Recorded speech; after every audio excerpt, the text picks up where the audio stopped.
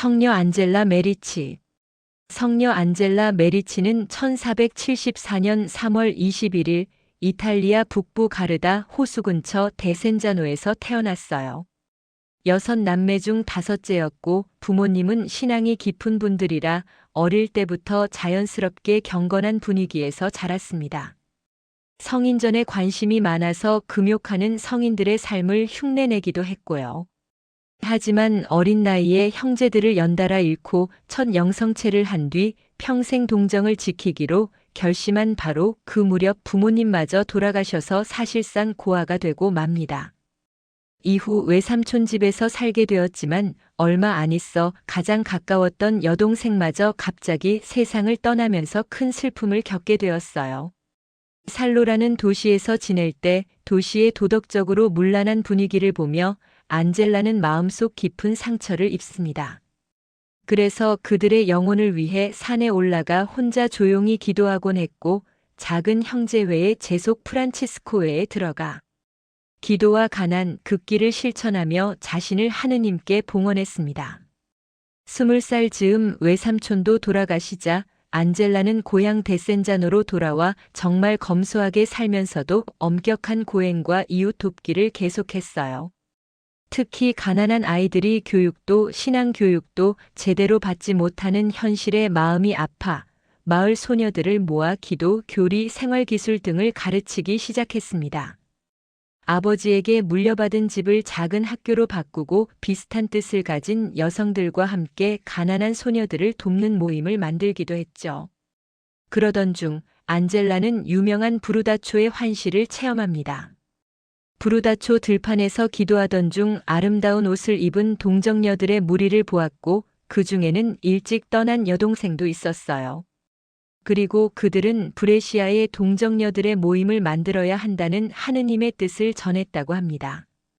그 무렵 안젤라는 브레시아의 파텐돌라 가족과 가까워졌고 그 집의 2아들이 갑자기 죽자 그들을 위로하려고 브레시아에 갔다가 그곳에 머물게 됩니다. 당시 브레시아는 전쟁과 도덕적 혼란으로 도시 전체가 엉망이었고 아이들은 제대로 돌봄을 받지 못했어요. 안젤라는 그곳에서도 꾸준히 금욕과 기도를 실천하면서 소녀들의 교육을 시작했습니다. 이때부터 사람들은 그녀를 브레시아의 안젤라 혹은 어머니 마드레라고 부르기 시작했어요. 안젤라는 50세에 예루살렘 성지 순례를 떠나는데 크레타섬에서 갑자기 실명하는 시련을 겪습니다. 하지만 포기하지 않고 순례를 계속했고 돌아오는 길에 같은 장소에서 기적처럼 시력을 되찾았습니다. 다음 해에는 교황 클레멘스 7세가 로마 방문을 권유해 로마에서 교황의 특별한 인정을 받기도 했습니다. 하지만 안젤라는 자신의 소명은 브레시아의 소녀들을 돌보는 것이라고 말하며 고향으로 돌아갔죠.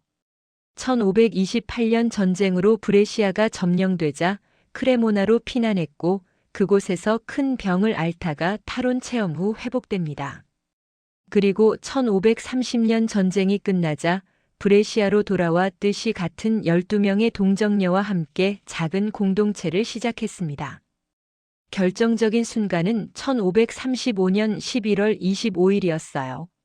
성녀 안젤라는 28명의 젊은 동정녀와 함께 성녀 아프라 성당에서 모여 성체를 모시고 그녀가 만든 규칙에 따라 청빈 정결 순명을 지키며 평생 소녀들 교육에 헌신할 것을 서원했습니다.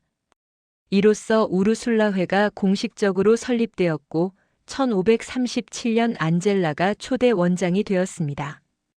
우르술라회는 초기에는 수도복도 입지 않고 각자의 삶의 자리에서 살면서 가난한 이웃을 직접 방문해 돕는 형태였지만 점차 공동체 생활을 갖춘 교육 수도회로 성장해 전 세계 여성 교육에 큰 전환점을 만들었습니다. 성녀 안젤라는 1540년 1월 27일 선종했고 브레시아의 산타프라 성당, 지금의 산탄젤라 메리치 성당에 안치되었어요. 이후 1768년에 15, 1807년에 성인으로 시성되며 우르술라회의 창립자로 공식 인정받았습니다.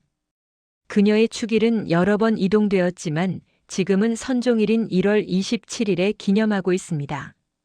로마 순교록에서도 그녀를 동정녀로서 제3의 회원이었으며 젊은 여성들을 모아 애덕과 교육을 실천하게 하여 우르술라회를 세운 성녀라고 기록하고 있어요.